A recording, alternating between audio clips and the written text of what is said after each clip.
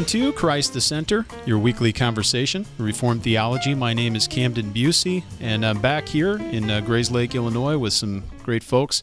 We're delighted to speak about another exciting topic, talking Puritans today.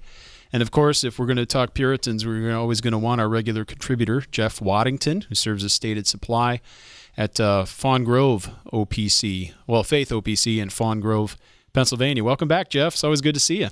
Oh, it's always good to be here. I wasn't sure if you were going to say Fawn Grove OPC in Faith, Pennsylvania, but, you know, that works too. Whatever it takes. Whatever it takes. And Jeff, of course. I should say that I've read a lot of the Puritans, but I would not consider myself an expert. I haven't read enough of that. Sure. But Jeff, of course, has done a tremendous amount of scholarly work on Jonathan Edwards. Edwards is mentioned in the film, the resource we're going to be talking about today. And so, Jeff, it's good to have you with us, and it's good to have your insight as we're speaking with two guests today we've had on the program once before. We have David Woollin. Dave serves as the sales and marketing manager for Reformation Heritage Books. He also does some work with Dr. Beakey there at RHB and Puritan Reformed Theological Seminary in Grand Rapids. And perhaps most significantly and importantly, he is a pastor of Grace Emmanuel Reformed Baptist Church there in the GR. So welcome back, David. It's good to see you. Yeah, good to be back. Thanks for having me. And I'm also not a Puritan expert when I'm sitting three offices down from Dr. Beakey. Yes, but I'll try my best. Well, you get a lot more of it by osmosis than any of the rest of us, I think. Just in relative terms, I feel like a pauper when I'm 12-second walk away from him. Nevertheless, we're thankful to have you with us. Looking forward to talk about this resource. We also have with us Matthew Robinson, and he serves with Media Gratiae, or Media Gratiae, if you want to get your Latin more correct, I'm told, which is a media company which has done several films. And today we're going to be speaking about their latest, Puritan, All of Life to the Glory of God. Welcome, Matthew. It's great to have you with us as well. Thanks, CAMDEN. It's good to meet you guys and good to be here. Yeah, thanks so much. While we're showing deference, and I'll just go ahead and say I am the Puritan expert in this conversation. So just ask me anything you want to know, and I'll lay it out for you. And I'm sure you have. Actually, I was going to give up my spot to Dr. Beakey if he's available, David. So you can just let him know. Well, I'm sure for any question we may have, you have clips, in Premiere or Avid, whatever you're using, at the ready. So you can just fire them up, and we'll be ready to go. Today, you can head on over to a website if you'd like to follow along and see what we're talking about. But Puritan, All of Life to the Glory of God is available now, and you can head to the Media Gratiae website, which is mediagratiae.org. mediagratiae.org, or perhaps a quicker redirect URL, you can go to themeansofgrace.org, which will send you over there.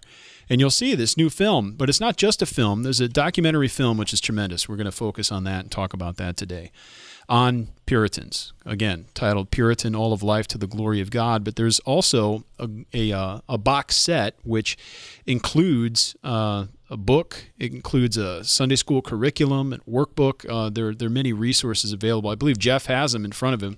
Yeah. I've got a digital copy of the film. But here we have a live unboxing. Unboxing. Jeff, am I gonna make my millions? Yeah. So here on YouTube. Right? Here is the book. It's beautiful. Okay. That's one item. Then there is the workbook. Mm-hmm. That goes along with the lesson. So you have the movie proper, right? And of course, this is playing well for audio, but you have to get to the video version to see what Jeff's pulling out here. But sorry about that. And then you have these nice little cards too. Locations, so things you can put on your refrigerator. So you've got the movie, and then you have the 35 lessons that you could use with a Sunday school class if you wanted to do that. DVD set, correct? DVD, yeah, that's correct. So all of that in there. So you've got the book, the workbook, the movie, and the 35 lessons Mm-hmm. There's also instructions on how to stream it as well in there. So that's included for those people who no longer have DVD players. Right. Which is increasing, and that's how I consumed the film. I streamed it, watched it, and it's certainly accessible and usable that way. But having the full box set is tremendous, and there's just a wonderful amount of resources we can dive down into that. So that's available now. You can go to Media Gratiae website. The current price listed, you can see, is on sale for $115 for the whole box set, which is a lot of material and resources there. You get 35 lessons in addition to the film itself, with book workbooks and all that sort of thing. So great opportunity, great deal there with some tremendous content. Well, I appreciate that. I'd also like to point out that it is available at heritagebooks.org as well. So you just, thank you for that reminder. Doing your Christmas shopping, just head on over there and grab it.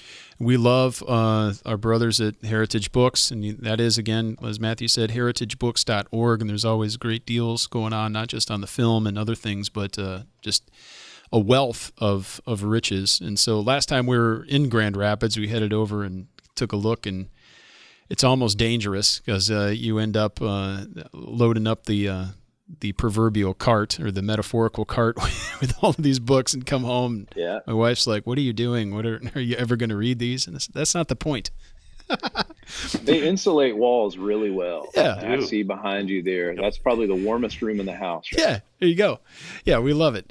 And so my seems to be my life's goal is to always be acquiring books faster than I can read them. But you never know when you're going to need it, right?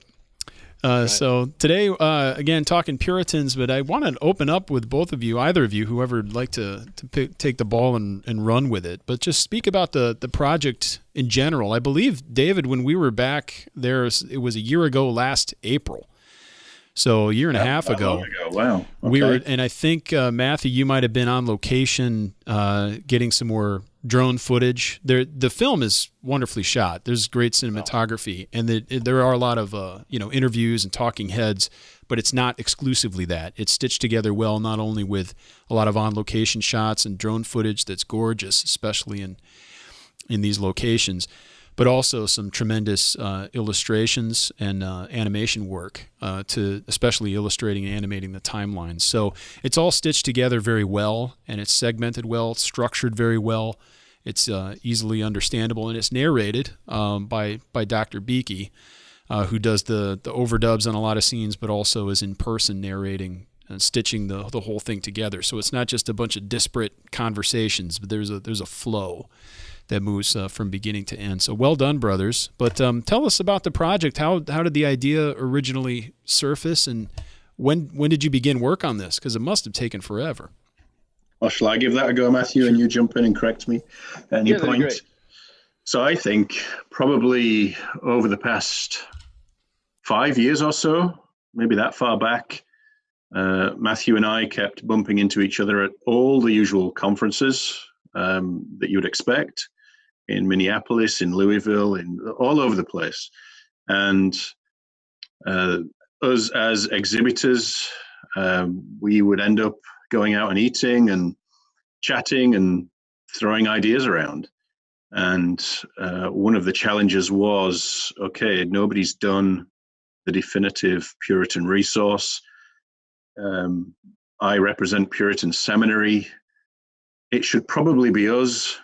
If we don't do it, somebody else might do it, and they might not give it the same emphasis. And so I think that was a challenge that percolated for a little while. And when opportunity arose, probably 2 or 3 occasions, I probably pushed the idea with Dr. BUCEY, saying, I know you're a bookman. I know that's what you understand and you're comfortable with, but I really think we have an opportunity here to reach people with a different medium, and also provide, the phrase we've been using is an on-ramp to the Puritans, an entryway. These men are not hard to understand. There is an easy way to get into them without jumping straight to the long-winded, more difficult examples that we might be scared off by. And over recent decades, ourselves at Reformation Heritage and Banner of Truth and a few other publishers have been publishing the kind of, Puritan paperback, Puritan treasures, simple introductions. But people have still got to pick the book up and dedicate maybe an hour, a couple of hours to reading it. And we really wanted an overview, much like Media Gratiae did with Lloyd Jones, with Logic on Fire. But the challenge was, how on earth do we tell over a century worth of history in 2 hours and multiple people's stories? How do we do that justice? How do we get across truth, not just the biographies and all those kind of challenges? And so in my mind, we saw the expertise of Media Gratiae, who'd done the movie of Lloyd Jones, but then they'd also done the Bible studies.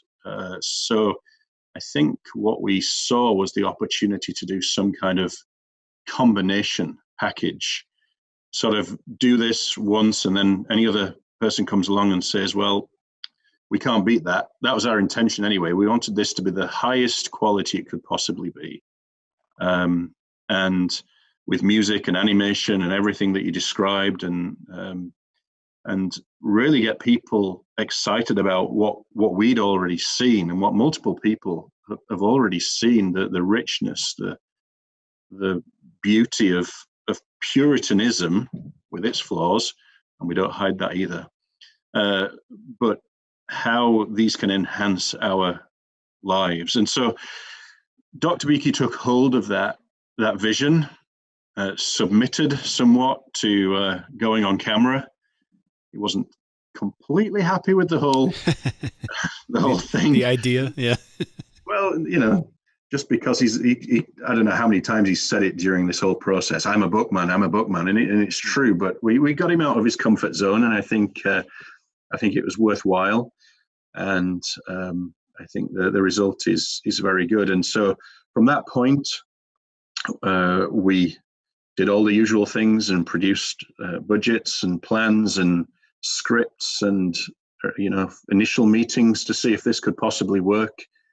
And then once we decided it could, we went into that whole production process. You can take over if you like at that point, Matthew. Yeah, I'm really happy to hear. I mean, you guys are as conversant with the Puritans as anyone, as much as none of us want to step up and say, well, we're experts on the Puritans, but we do love to read these men. And, we didn't just start reading the Puritans this year. And so it's really encouraging to me to hear you guys say that it was good. It was a good film. You enjoyed it. There were things in there that benefited you, because we wanted to accomplish that with it, but I want to pick up on what David was saying. We wanted to talk to the person in the pew at, say, Bouncing Branch Baptist Church in Missouri, somewhere in middle America, who, they love the Lord, they love his word, but they've not read the Puritans, and they might be afraid that the Puritans were too academic, or that they were, this stuff was written so long ago. How could it possibly be relevant to the things that we're facing in our day? Right. And, we wanted to show that if you've read the Puritans, you think this was written this year. This is because, God hasn't changed and the state of mankind hasn't changed. And so, all of these things, the scriptures clearly speak to those things, and the Puritans are just delivering the scriptures to us. So, yeah, we wanted it to be a bit of an on-ramp. And the success that Media Gratiae has seen with the video-based Bible studies, like the Behold Your God study and the documentaries that we've done, highlighting historical figures, it's not necessarily a sign of health in our day and age, because the books exist. I mean, if you were to go in the next room over from where David is sitting, I mean, there are the books. There they are. Go and pick them up and read them. But people are not as willing to do that. And so we want to encourage them to do that. That's our hope, is that you may be listening to this, and you may be, your whole bookshelf may be Puritans. And hopefully I think there'll be something in this film for you. But there are people that you know and love, people who are in your church or people who are in your family that you want to see have a better grasp on what the scripture teaches, and this whole issue of doctrine and experience coming together for this warm experiential Calvinism. And you know that the Puritans are maybe the best help that we have for that. And so, for you to put this film into their hands, we believe will lead to them wanting to pick up, as David said, Puritan treasures for today, and then eventually they're going to be digesting all of Owen's works and all of the other stuff. Yeah, I was going to say the quality the quality of the shooting is and the music and the art is really good. So even those of us who have been reading Puritans for years will benefit and enjoy the movie. The shots on location can't beat those. And I also loved your Lloyd Jones movie as well. So I mean, it's for me, it was like playing to the choir, right? I should say just offhand that I believe the Logic on Fire, I watched part of it on Amazon Prime streaming. Is it still available there for people? It is, yeah. You can go, you can go and watch that on Amazon Prime here in the States and in the UK, and I think in Canada. And it's available. Reformation Heritage Books sells that. Banner of Truth sells that. Of course, it's at MediaGratiae.org. And we have a bit of a deluxe edition box set for that's available physically too. So you can look that up. And I really appreciate you guys saying so. I just sit here as the representative of Media Gratiae. I'm representing a lot of really talented people who made those things happen. I'm served as a producer on this film.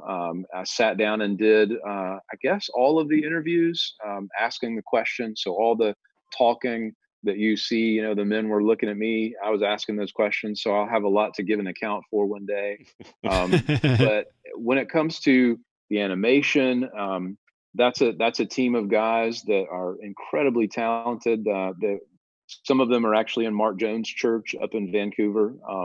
So some believers on that team. And then Stephen McCaskill was the director of this film, and he was the DP, director of photography.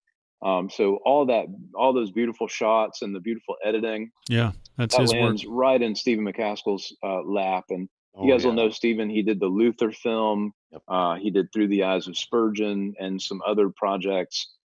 He's now come on as the co-director of Media Gratiae. He's living down here in Mississippi with us, and we're working together going forward. So I don't want to take credit for how good the film is, because there was a massively talented group of people who worked on it. Yeah, we know any film, anyone who's had any experience with anything like that knows how much of a team effort it has to be. But just pass our thanks on. Hopefully maybe some folks from the team can see this, but just thank you for your work, and also everyone at Media Gratiae, and of course everyone at RHB and Puritan for their contribution as well. It truly is a team effort to the benefit of the church that now we pray many, many more people will find access to and be introduced to the Puritan works and find them to be of benefit, as so many have in the past. But now this new generation, perhaps through this new medium, a different medium, can find, and I hope that many of them also become bookmen, just like Dr. Beakey.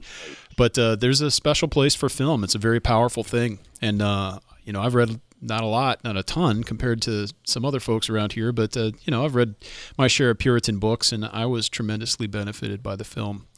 I wanted to ask you, brothers, and you've already addressed somewhat some of the objectives in terms of what you're seeking to achieve with the film. But I'd like to ask more specifically in terms of the structure of the film.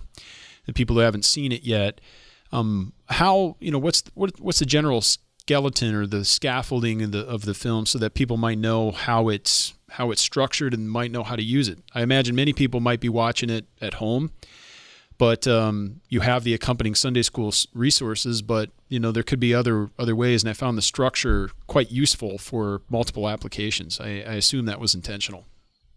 Yeah, we designed it, I think it was 7 chapters, right, Matthew? And each named differently, all the way from the precursors to Puritanism. So we spend the first, few minutes introducing the theme, the importance, really trying to get people engaged in how this will benefit you. But then we go into the timeline effectively, where that's all animated. We're following the line of history, and we go to some of the forerunners, the pre-reformers, and then through to the Reformation, and give that brief history to see those pillars of the faith established by the Calvins, Luthers, Tyndales, and others, and then show how the next generation, through William Perkins as the architect of Puritanism, build on those key pillars and put the flesh on and say, okay, well, how does this theology, this rekindling of theology, not new theology, but how does it practically work? How do I preach? How do I lead my family? And so we go through individuals. We do touch on the main Puritans in the movie as well as in the lessons, but the lessons are obviously in much more depth. And then we go through the whole story, and the persecutions and the ups and the downs of the time period of the 15th, 16th, 17th century. And then we do go into application at the end and apply it to people's lives today, because we didn't just want to leave it as a historical documentary. One of our key objectives was the so what today, and also we also wanted to demonstrate that there's a Puritan mindset that continued after the Puritans through each of the centuries, through the Whitfields, the Spurgeons, the Lloyd Jones, and then we wanted to push that to today as well. That mindset is still needed, is still valuable. There are maybe some different ways we do things, and but it's essential that we have that love for the word, that grasp of the importance that everything we do should be to the glory of God, hence the subtitle. So that was the strong objective that we had right from the start, that we don't just want to tell people the information about the Puritans.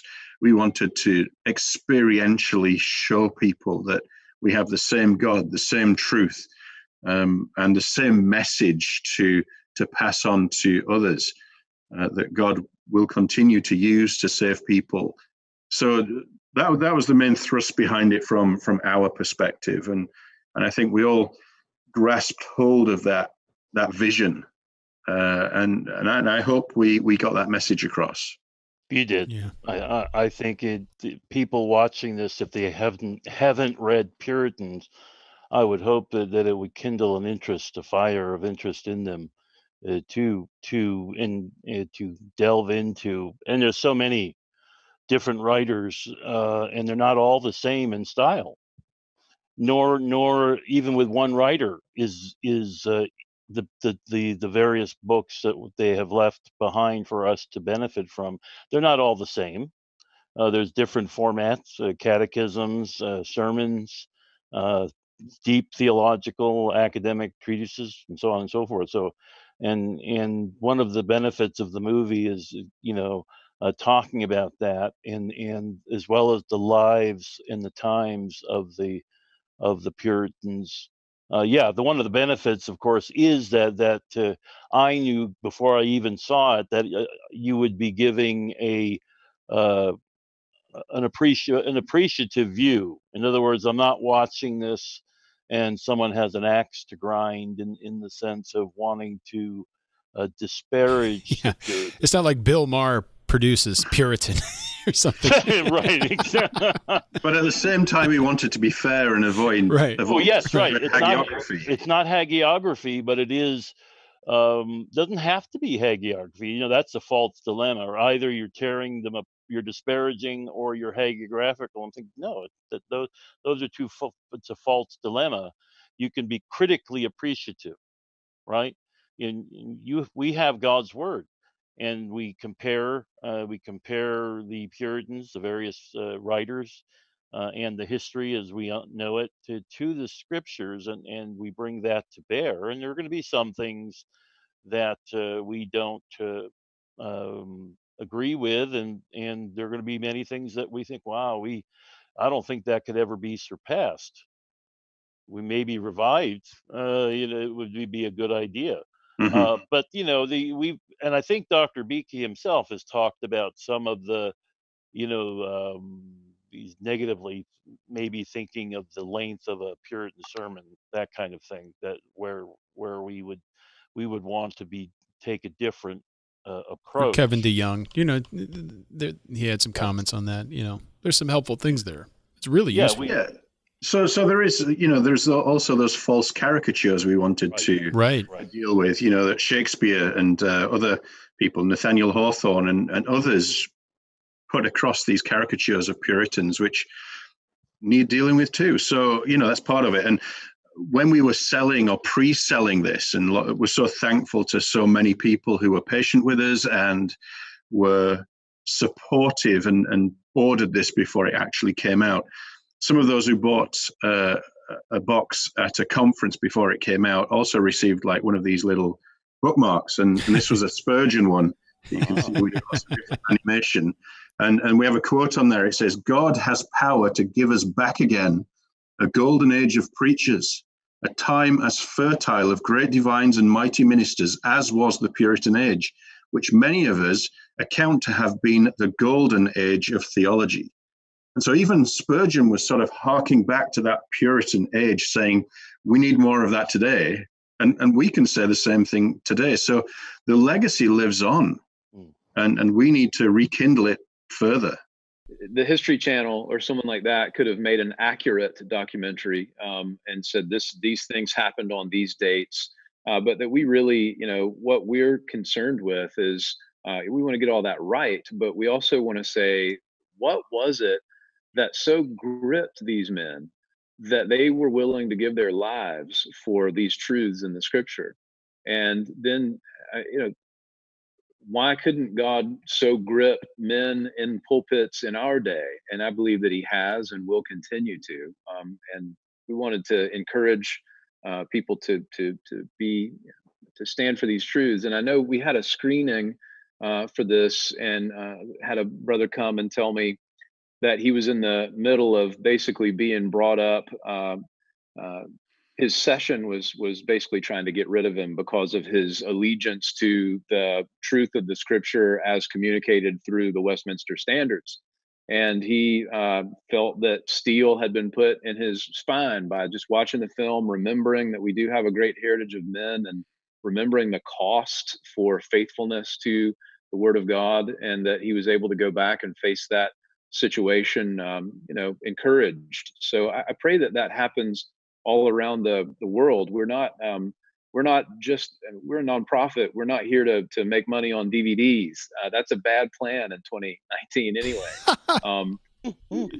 We want to see God encourage and move in his church. And, we know that takes place through the ordinary means of grace, hence the name of our ministry, Media Gratiae.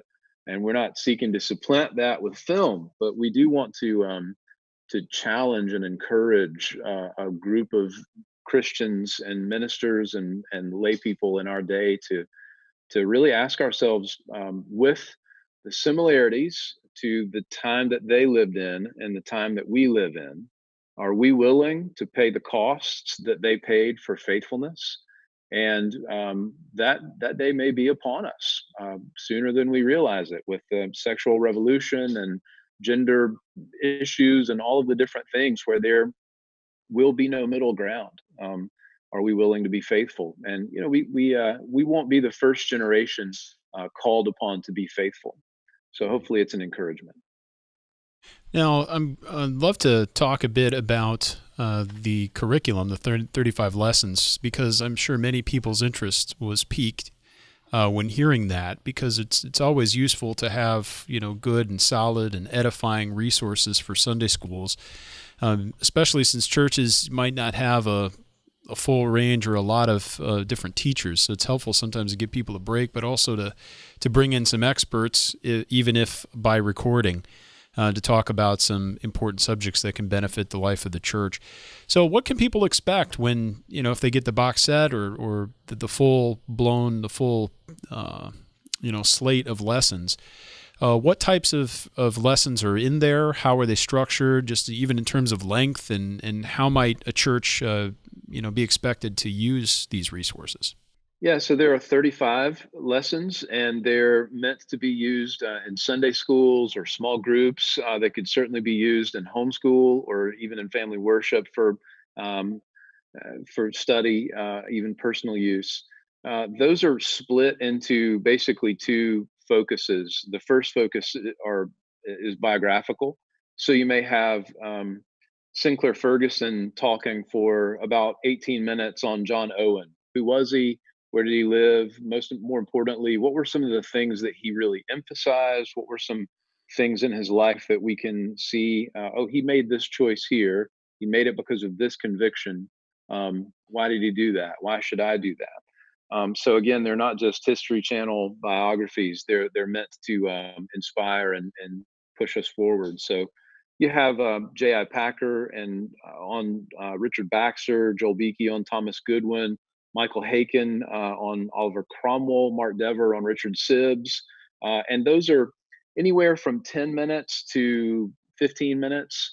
And I should point out that it's some of the studies that we've done, there's a week one, and you do week one, and then you do week two, and you do week three, and it builds upon each other. But these 35 lessons, you're not meant to sit down and do week one and go all the way through week 35. You could do, but you could also go through as a minister or as the person who organizes the small groups for your church and say, I think these 8 would be really helpful for us to do in an 8-week series.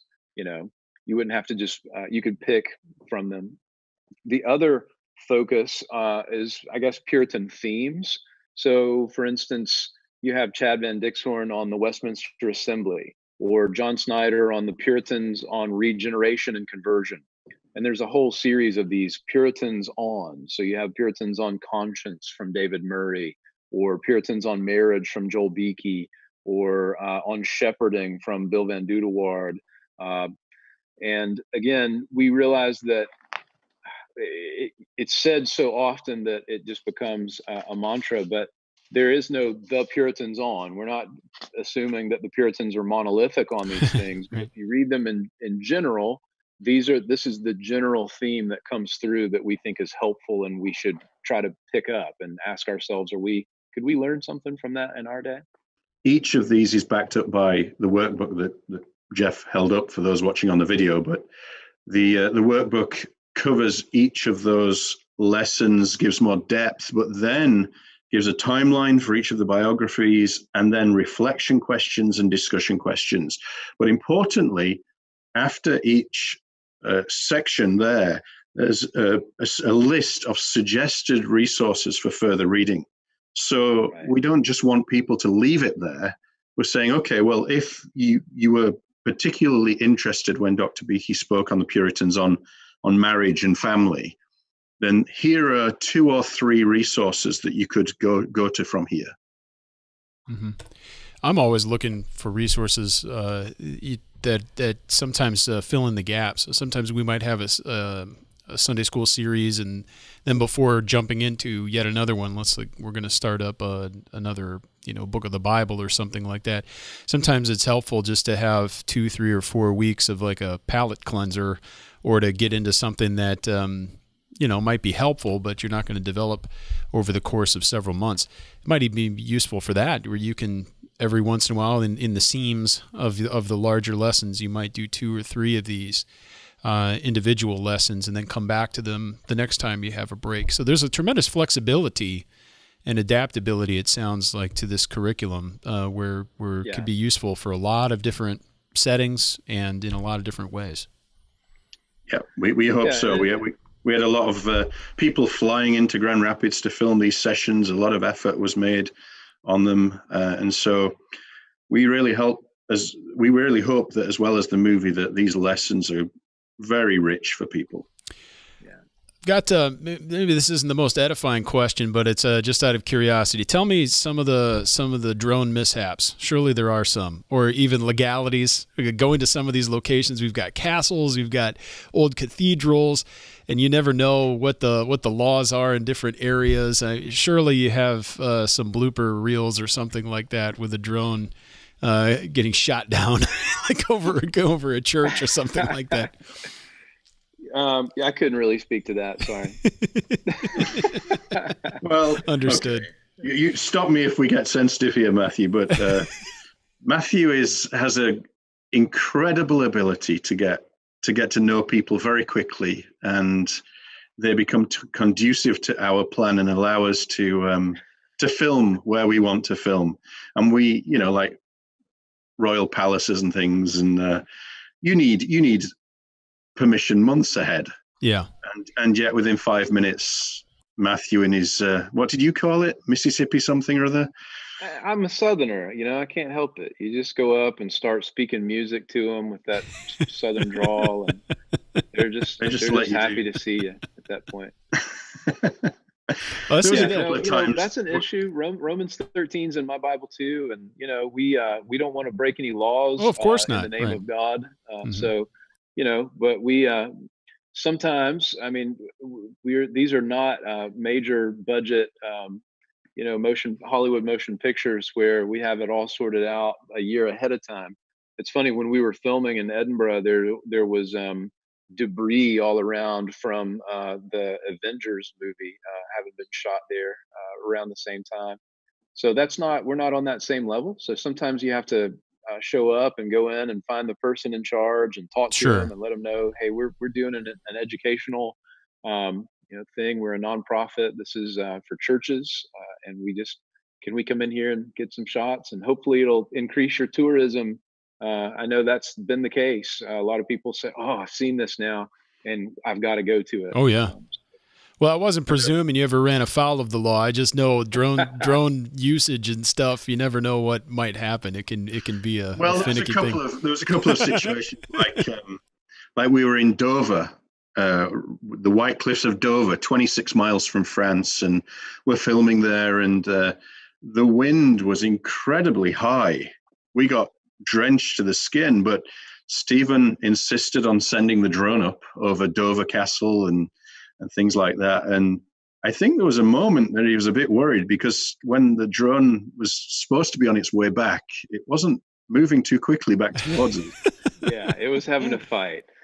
There have been a few times. I mean, there's some shots. There's a shot of Arthur's Seat, which is that big, majestic mountain overlooking the historic bits of Edinburgh.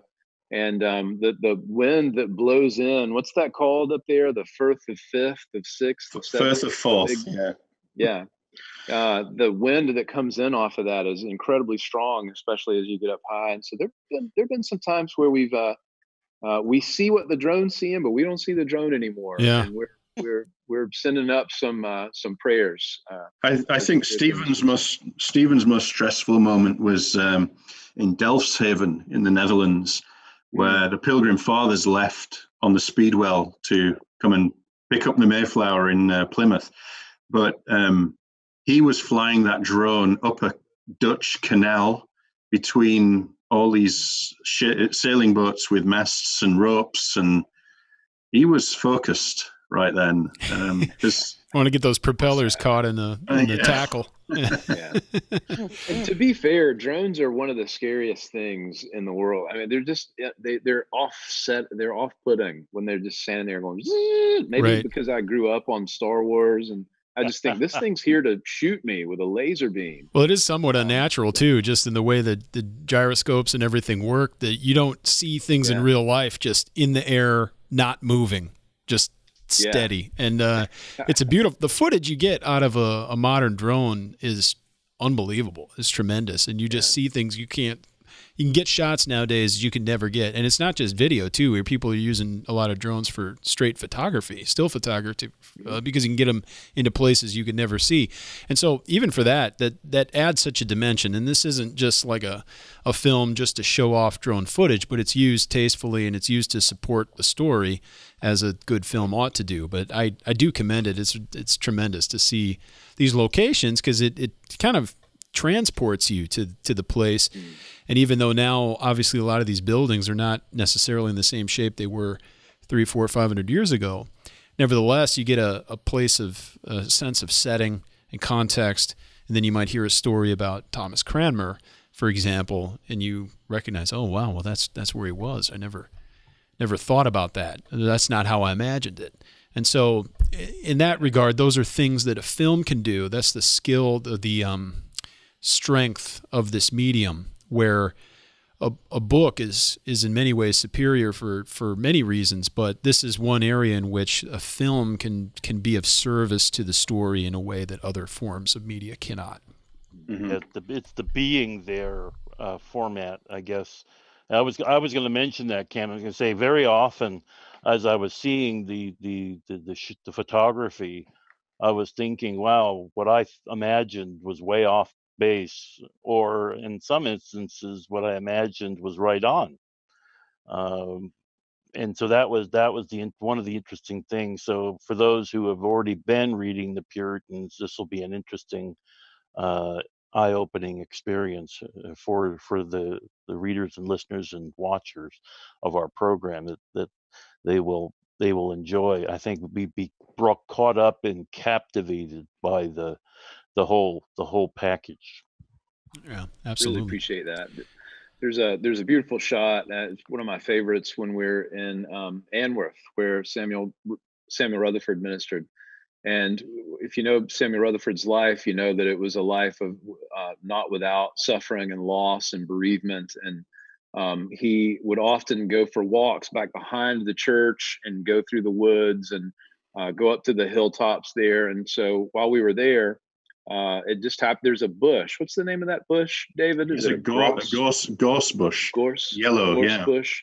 Oh, they were in full bloom. It was a beautiful, radiant, sunny day in Scotland, if you could imagine that. And those are in full bloom, and we're flying, way above Rutherford's monument, and you're looking down, and you think, yeah, those are the woods. This is what it looked. The bushes haven't changed since Rutherford's day, and so this is where he would have walked and sought the Lord and found him. So it is nice to see those. Yeah, things. It's powerful, moving. Not much else to say other than get it, watch it, use it in your church for Sunday school, use the lessons in your own private viewing.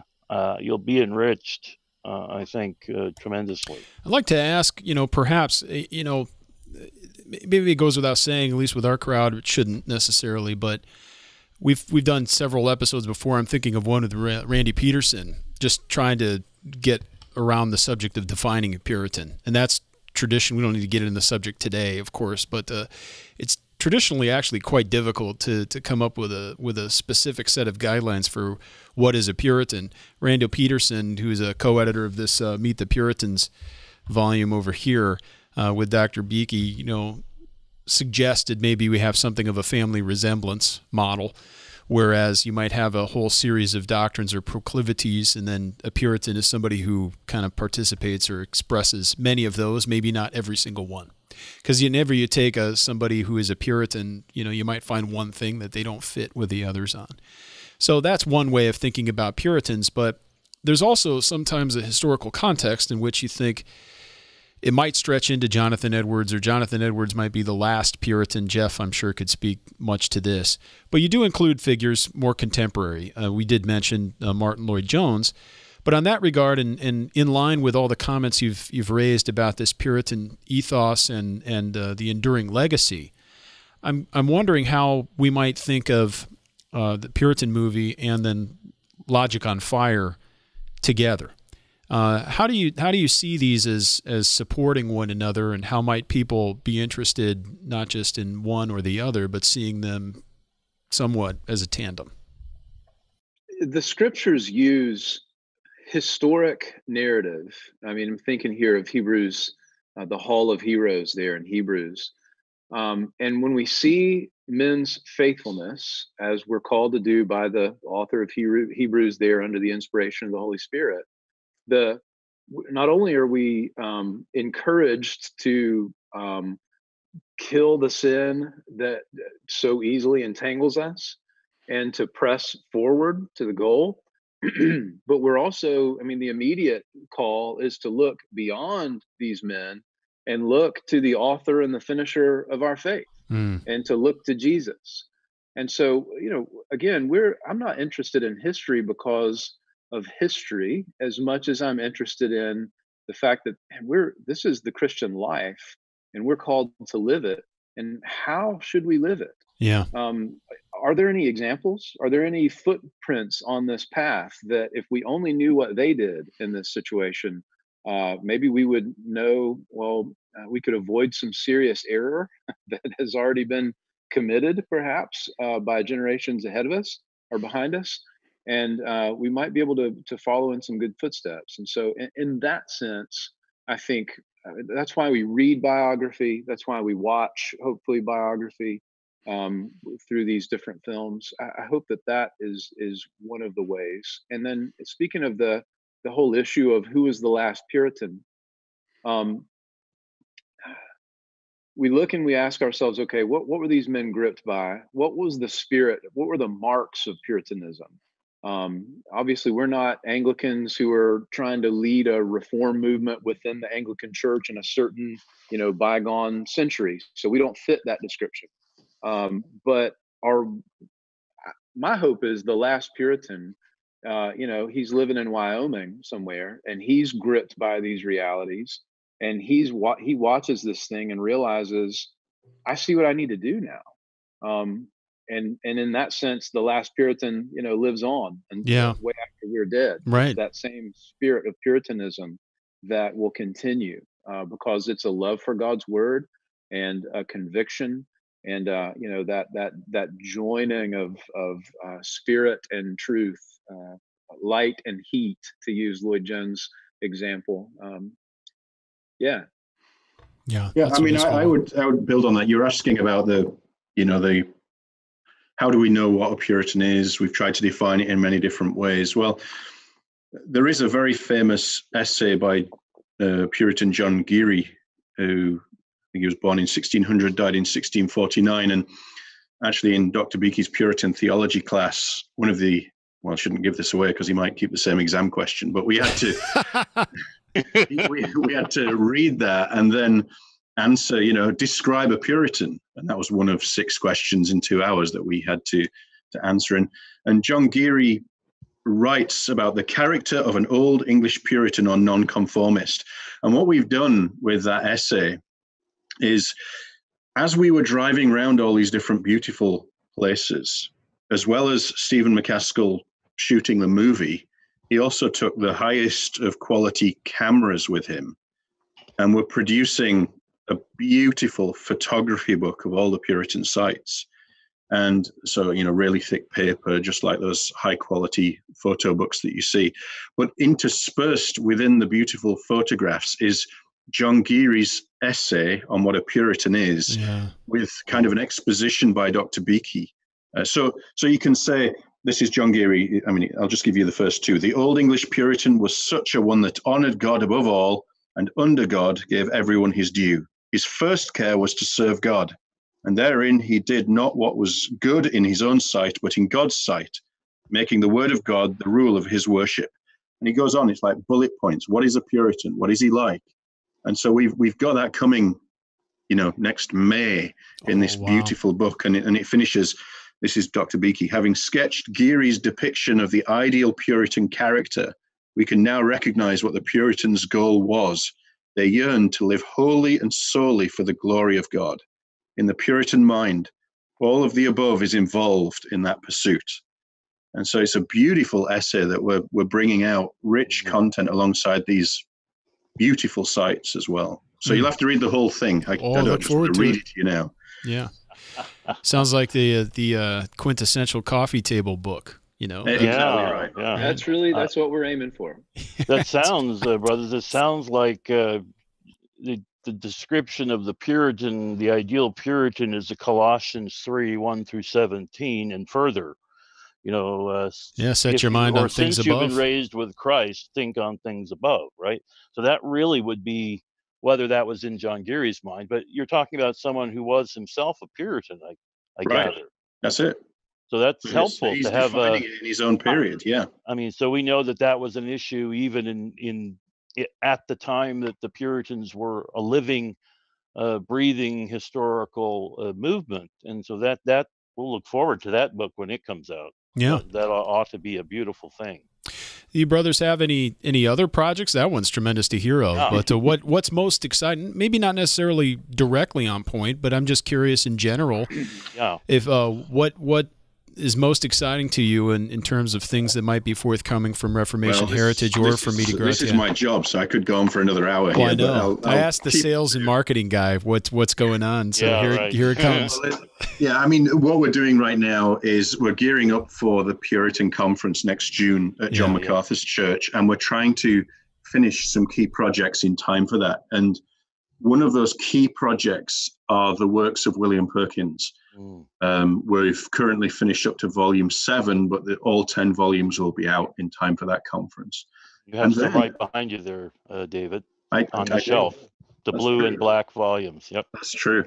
And then another major project we're working on is I can show it to the people who watch the video, but right in the middle of the screen there. Oh yeah, looks very similar to Meet the Puritans and Puritan theology. It's called Ore from the Puritan's Mine. And so what that is a huge, I don't know if you've seen the Puritan theology book, it's a similar size to that. And it's a collection of Puritan quotations based by theme. And so that's another huge project that we hope to be out by that time. And we did not so long ago. You'll see how we're trying to get the Puritans to different demographics. We did recently produce the Puritan Heroes book. See, I'm ready for this question. And this is Christopher Love on the front, about to lose his head, unfortunately, the Welsh Puritan. But what that does is it takes you through the history of the Puritans, fully illustrated, color. But importantly, we've used this for evening family devotions. There are questions at the end asking you, personal application, experiential questions for children. So we're trying to get this experiential Puritan theology to as far and wide as we can, to readers, to people who watch videos, to children, and now to conference goers. Yeah, wonderful. And that's in June. Is there a link, or how might people follow up searching for that? Yeah, June 3 through 5 at Grace Community Church. We're not far from announcing the speaker list, and we're not far from starting the ticket sales, registration. So, so that's in Joel Beakey in partnership with John MacArthur and friends. And the friends will be revealed shortly. Et al. Yeah. You can go to puritanconference.org, and that has the save the date, and I think you can sign up for updates there as well. So tremendous. And what's going on at Media Gratiae? Do you have anything you can announce, or at least whet our appetite? I wish I could tell you. It's all these non-disclosure agreements that are in the way. No, I can tell you about this. We have been